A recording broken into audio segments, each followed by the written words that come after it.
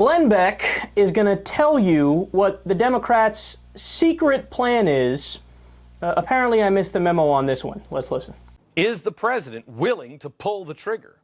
Is he willing to say, to hell with it all? Because it would only help him transform the entire world.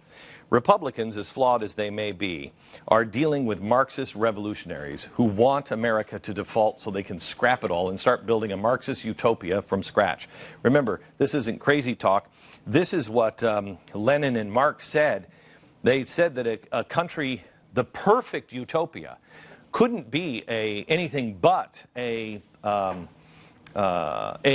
capitalist country, because only a capitalist country could make this transition so it would work. These Democrats, they've favored defaulting on our debt. So let me get this straight. The Republicans shut down the government. The Republicans threaten not to raise the debt ceiling, which leads to defaulting on the debt. And who does Glenn Beck blame? The Democrats. And Obama, it's them.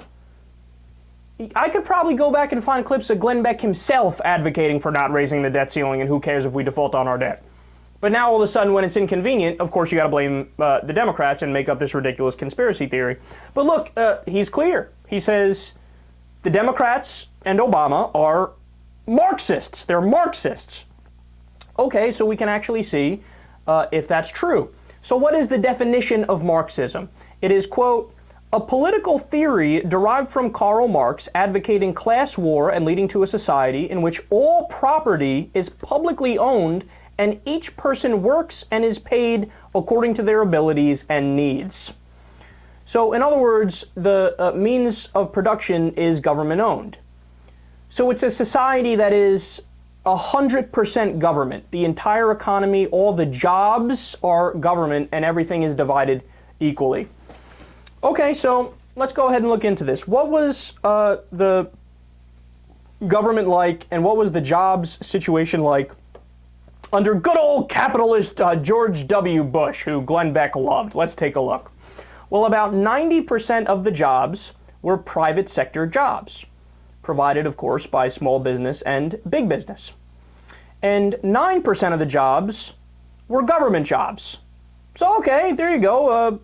I guess you could say George Bush is only 9% communist or 9% socialist. He's 90% capitalist, because that's how the jobs were split up under him. So let's take a look at Obama. Under Obama, I mean, clearly the number of government jobs shot up, right? I mean, they had to go up because Beck is saying this guy's big government liberal, he's a communist, he's a Marxist. Well, let's take a look. 91% of the jobs under Obama are in the private sector. More of the jobs under Obama are private sector compared to Bush. Only 8% of the jobs are government jobs. So whoops! It's not even like it's the same between Bush and Obama. You actually have Obama with less government jobs and more private sector jobs. In fact, let's go ahead and take a look at the overall 8 years when Bush was in office. So in total, Bush lost 665,000 private sector jobs. That's, look, you got to understand, man, that's a big deal, because even if a president's not good when it comes to the private sector and the economy, they usually still have at least 1 million job growth, 2 million jobs. No, he lost 665,000. But he gained 1,748,000 government jobs. Under supposedly small government George W. Bush, he exploded the public sector, the government, by 1,748,000 jobs. Now let's compare that to Obama. Under Obama, the private sector, so capitalism, has gained about 7.5 million jobs.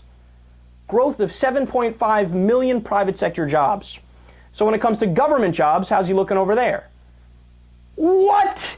He has cut 752,000 government jobs. So big government liberal, right, socialist Marxist Obama is cutting government. Cutting government. So if anybody is closer to Marxism, it's George W. Bush.